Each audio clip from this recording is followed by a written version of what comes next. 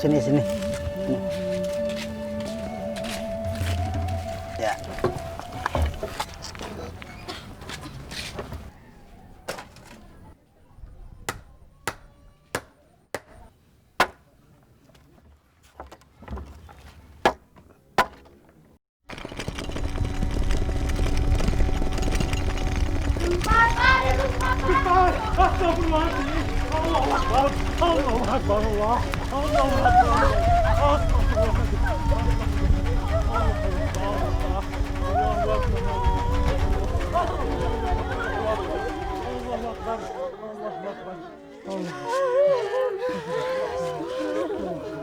Aman Pak Ibrahim? Aman, Pak. Jangan takut, Nak. Itu hanya gempa kecil. Mungkin 5 skala Richter. Dan pusat gempanya jauh daripada tempat kita. Maksudnya? Kalau 5 skala Richter dan pusat gempanya jauh, kemungkinan kita masih aman, Pak. Tapi kalau pusat gempanya dekat, wah, berbahaya juga, Pak.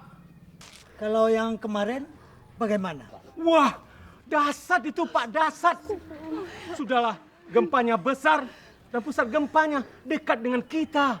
Katanya yang kemarin itu 7,9, Pak. Iya benar, Pak. Jarak pusat gempa itu ada sekitar 60 km daripada tempat kita.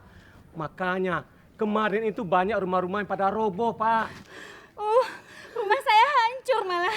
Rumah saya tidak apa-apa, cuma dapurnya ketimpa tembok tetangga yang roboh. Bukan rumah kita saja yang rubuh, tapi banyak saudara kita yang kehilangan jiwa. Peristiwa 30 September 2009 kemarin itu memang banyak memakan korban, Pak. Tapi ingat, korban itu kebanyakan bukan karena gempanya, Pak. Tapi karena tertimpa reruntuhan bangunan yang roboh.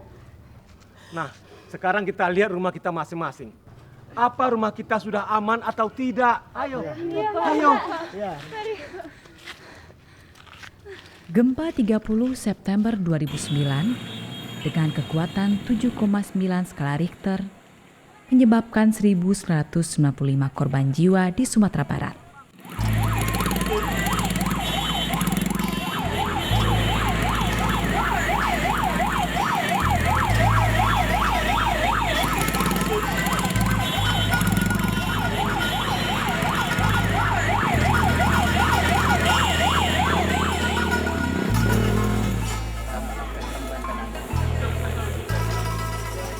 Sekitar ratusan ribu bangunan rusak berat dan puluhan ribu bangunan rusak sedang dan ringan. Menurut beberapa ahli, Sumatera Barat merupakan daerah rawan bencana. Berdasarkan hasil penelitian, terdapat 2 buah lempeng berpotensi gempa, yaitu lempeng tektonik Sumatera dan jalur patahan Semangko. Selain disebabkan oleh gempa yang besar, struktur bangunan itu sendiri tidak sesuai dengan standar konstruksi yang memadai. Kebanyakan bangunan yang ambruk disebabkan karena pondasi bangunan, tiang atau kolom dan balok keliling tidak mampu menopang beban yang ada di atasnya dan tidak saling mengikat satu sama lain.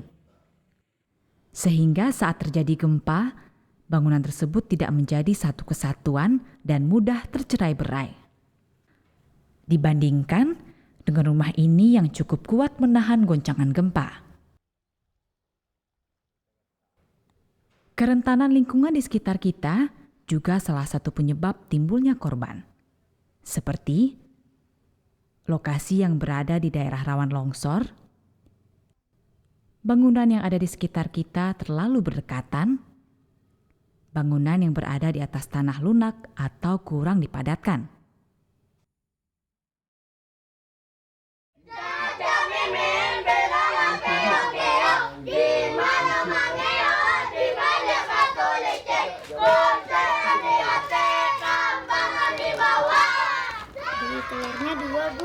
Mau masak kamu? Nggak ikut main sama teman-temannya? Enggak, Bu. Mau bantu Bapak saja di rumah. Oh, Kasian Bapak sendirian. Sedang betulin apa bapakmu sekarang, Nak? Masih membersihkan puing-puing bangunan, Pak. Oh, Saya pulang dulu ya, Pak. iya. Mari, Bu. iya. Baik-baik di jalan ya, Nak. Kasihan si Tanti itu. Ibunya sudah tidak ada. Dan sekarang harus membantu di rumah. Padahal anak-anak seusia dia seharusnya sedang asik bermain bersama teman-temannya untuk menghilangkan trauma terhadap gempa yang sudah terjadi. Betul juga ya, Pak. Mana rumahnya sudah hancur. Saya nggak bisa membayangkan bagaimana ya dia bisa bangkit kembali. Bangunan aman gempa tidak selalu berarti tahan gempa. Tetapi setidaknya bangunan tersebut telah dipersiapkan agar kita aman jika rumah tersebut nantinya rusak akibat gempa yang dahsyat. Saat kita akan memperbaiki rumah, perhatikan kembali apakah rumah kita sudah sesuai standar konstruksi. Untuk itu, marilah kita lihat prinsip dasar perbaikan rumah sederhana yang sesuai dengan standar rumah aman gempa.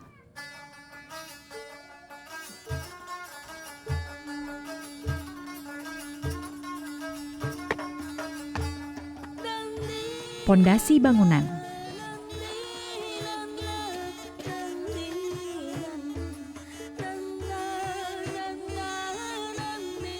Gali lubang pondasi sedalam 80 cm dan lebar bawah 80 cm juga.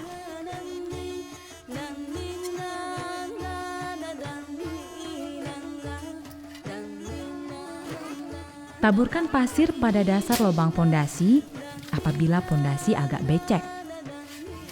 Apabila tidak becek, maka pasir ini tidak dibutuhkan.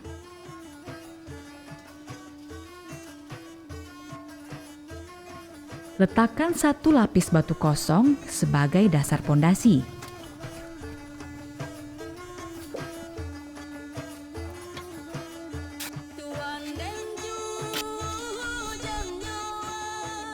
Buatlah adukan semen dan pasir dengan takaran yang sama. Perbandingannya adalah 4 pasir berbanding 1 semen ditambah air secukupnya. Gunakanlah bahan-bahan berkualitas sesuai dengan standar konstruksi.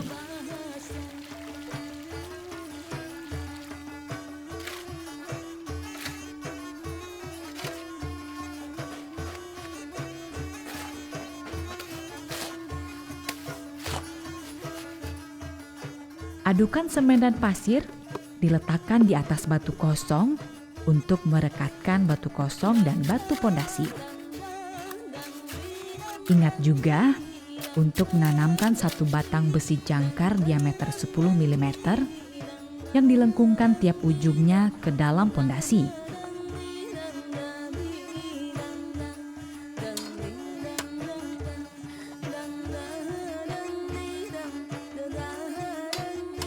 Jarak antara besi jangkar adalah 1 meter. Susunlah batu kali secara zigzag untuk menghemat penggunaan adukan semen dan pasir. Dan yang terpenting, untuk memperkuat ikatan batu pondasi. Ukuran pondasi, lebar dasar 60 cm, tinggi kira-kira 60 cm, lebar bagian atas sekitar 30 cm, sepanjang galian pondasi rumah. Campurlah adukan beton dengan perbandingan 3 kerikil berbanding 2 pasir berbanding 1 semen ditambah air secukupnya.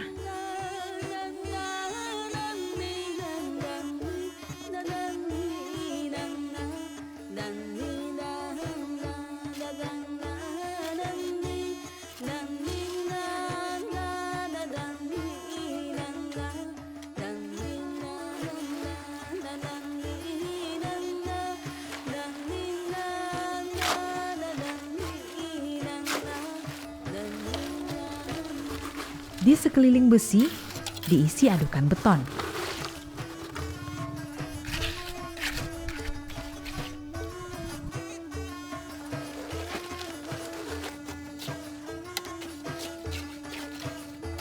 Besi jangkar ini berfungsi untuk memperkuat balok pondasi yang akan kita buat nanti. Setelah selesai, tunggulah pondasi mengeras beberapa hari sambil mempersiapkan rangkaian besi untuk balok pondasi dan tulangan kolom.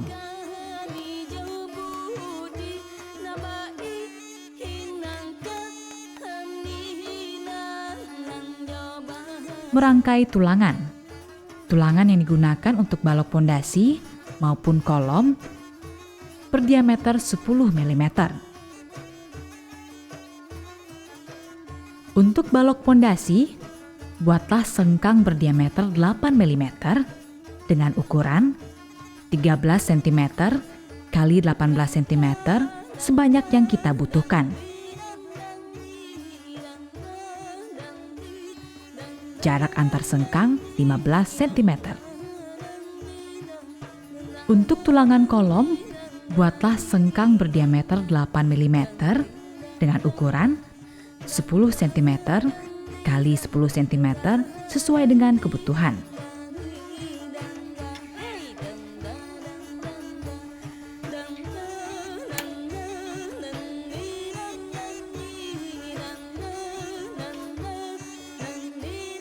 Jarak antar sengkang 15 cm.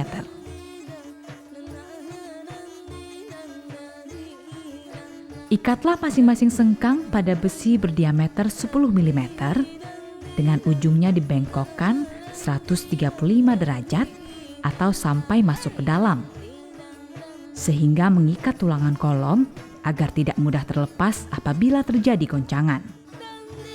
Penempatan sengkang dilakukan secara zigzag untuk memperkuat balok pondasi maupun kolom.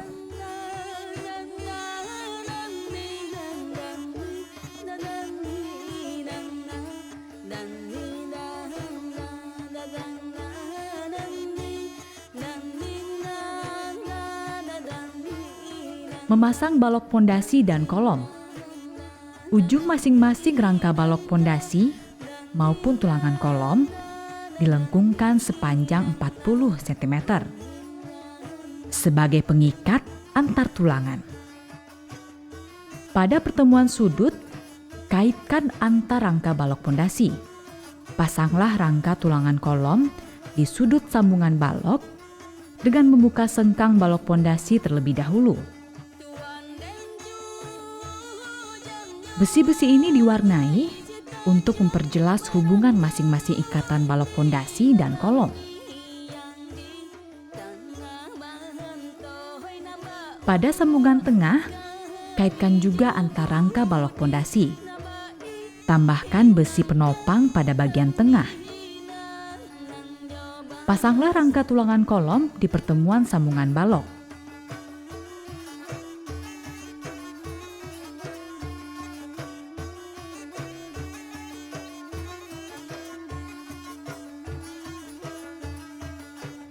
Pasanglah papan acuan balok pondasi dengan ukuran 15 cm kali 20 cm.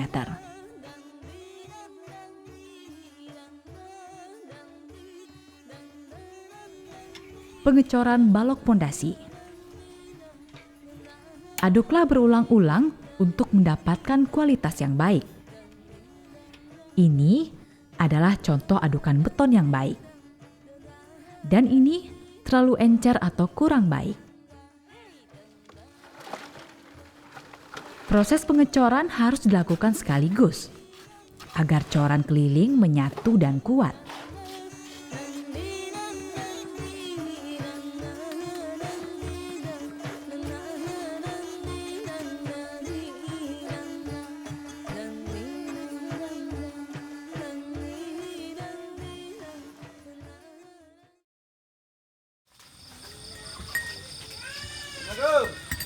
Waalaikumsalam. Pak Wali. Pak Ibrahim, sehat Pak Ibrahim? Alhamdulillah Pak. Kopi 1, kental Gulanya? Sedikit gula. Oh, gulanya sedikit. Ah. Jadi sebentar ya Pak Wali. Dari mana Pak Wali? Kemarin saya ikut sosialisasi di kantor bupati. Penyaluran dana bantuan perumahan akibat korban gempa akan segera diturunkan. Dan kita segera diminta untuk membentuk Pokmas. Apakah Pak Ibrahim sudah tahu itu? Belum Pak. Saya baru dapat 1 bungkus mie instan dan 3 liter beras. Kalau Pokmas belum dapat. Ini bukan Pokmas yang direndam, Pak Ibrahim. Silakan Pokmas itu minum, bukan Pak Wali. makanan. Makasih, Pia. Iya, Pak. Pokmas artinya kelompok masyarakat yang rumahnya rusak akibat gempa. Nah, itu maksudnya. Apakah Pak Ibrahim sudah tahu? Kalau itu belum Pak. Sebaiknya Pak Ibrahim memastikan nama Pak Ibrahim terdaftar di Pokmas. Karena bantuan dari pemerintah daerah akan disalurkan melalui Pokmas. Kalau nama saya sudah terdaftar di Pokmas, apakah bisa dipastikan bahwa saya dapat bantuan Pak? Bantuan disalurkan oleh pemerintah daerah melalui Pokmas yang sudah dibentuk. Apa benar ini Pak Wali? Jangan-jangan nama saya dicatat, nanti yang terima bantuan orang lain. Pak Ibrahim juga bisa mengawasi. Karena Pokmas akan diawasi oleh tim yang berkompeten yang dibentuk oleh pemerintah daerah. Ya, syukurlah itu. Pak Wali, bagaimana kalau uangnya saya pakai untuk keperluan sehari-hari? Nggak bisa begitu Pak Ibrahim, mana bisa seperti itu. Uang itu akan dipergunakan untuk memperbaiki dan membangun rumah yang sudah rusak. Dan pembangunan ini akan didampingi oleh tim fasilitator yang dibentuk oleh pemerintah daerah agar sesuai dengan standar rumah yang aman gempa. Nah, kita juga akan diminta untuk membentuk tim pendamping masyarakat yang terdiri dari tokoh masyarakat, seorang ahli dalam bidang konstruksi, dan kita juga akan minta bantuan keamanan dari Polsek. Nah, lalu kedua tim inilah yang akan bekerja sama, mulai dari pembentukan Pokmas, lalu merencanakan perbaikan dan pembangunan, serta mengawasi jalannya pembangunan dan penyaluran anggaran dana perumahan. Kapan kira-kira mulai kerjanya? Secepatnya, sama-sama berdoalah kita.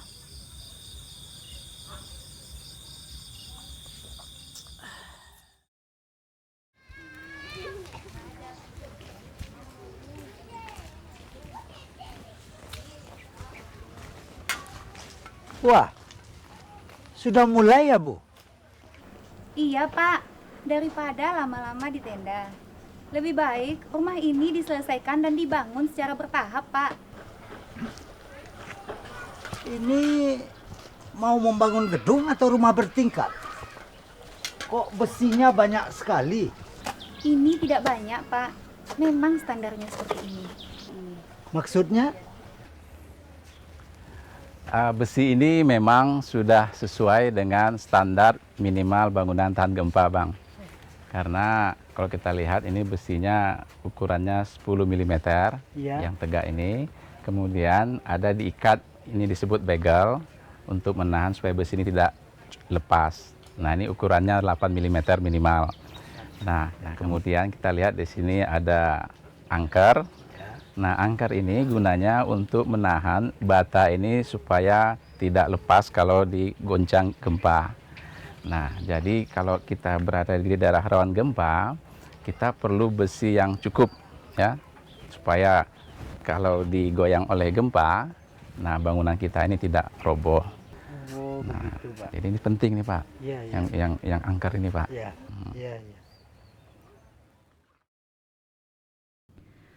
Untuk membuka papan acuan, tunggulah minimal 3 hari sampai coran benar-benar kering. Ini bertujuan agar coran mengeras dengan baik.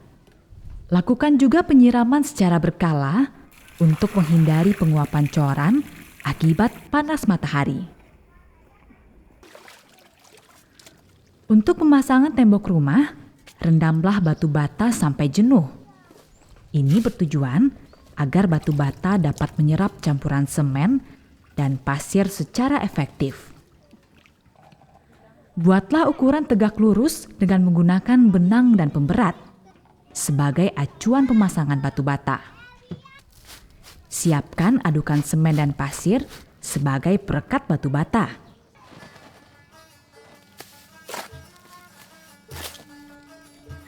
Batu bata yang sudah terendam dipasang secara zigzag di atas balok pondasi.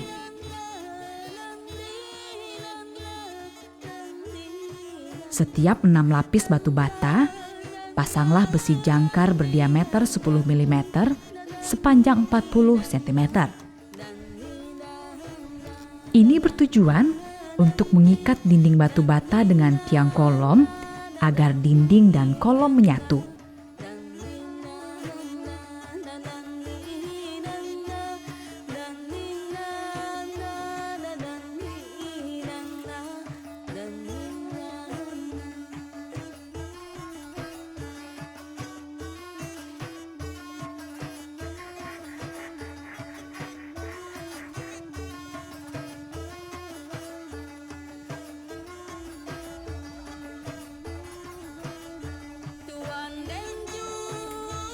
Untuk pemasangan balok keliling bagian atas, siapkan rangka tulangan besi berdiameter 10 mm dengan besi sengkang diameter 8 mm yang telah dibentuk dengan ukuran 18 cm x 10 cm.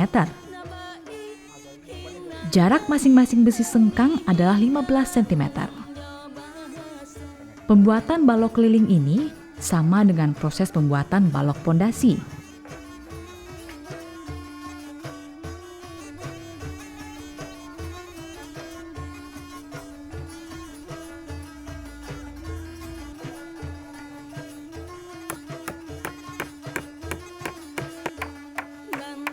Ukuran papan acuan adalah 12 cm x 20 cm.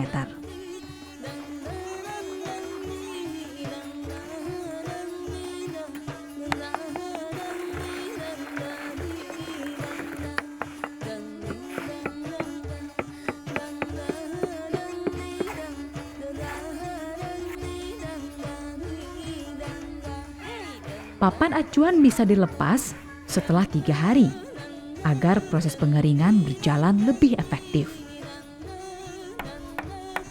Kuda-kuda atap baru bisa dipasang setelah balok keliling betul-betul kering minimum 8 hari agar coran balok cukup kuat untuk menerima beban di atasnya. Pemasangan kuda-kuda. Pemasangan kuda-kuda atap dapat dikombinasikan antara bingkai dari beton bertulang dengan rangka kuda-kuda kayu. Bingkai dari beton bertulang dilengkapi juga dengan gunung-gunung atau ampik dari pasangan bata yang diplester. Standar ukuran kayu yang dianjurkan yaitu 8-12 untuk bingkainya, 6-12 untuk gording maupun pengikat kuda-kuda.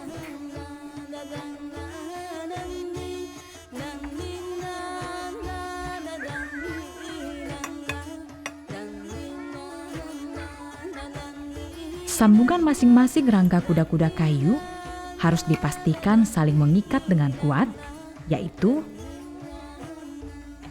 puncak kuda-kuda kayu, bagian tengah kuda-kuda kayu, penopang dasar kuda-kuda kayu, posisi bingkai kuda-kuda di atas balok keliling, dan ikatan angin antar kuda-kuda.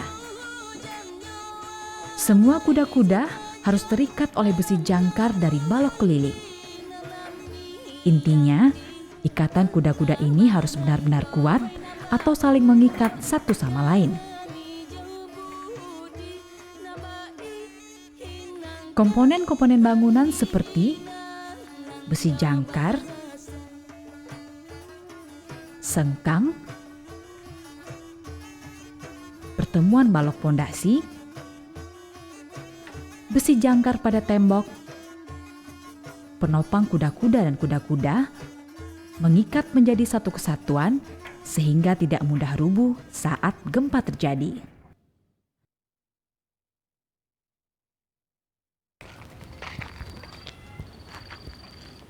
Sepertinya kita harus membangun rumah yang lebih aman ya Pak. Benar nak, walaupun sedikit lebih mahal, kita harus pastikan bahwa kita aman pada waktu bencana.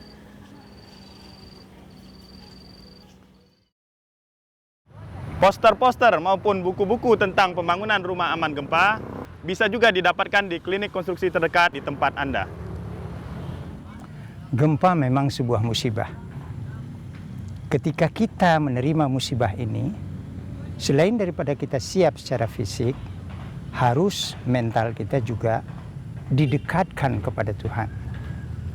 Kita harus bersiap dalam artian tidak tergesa-gesa dan jauh daripada sikap mubazir.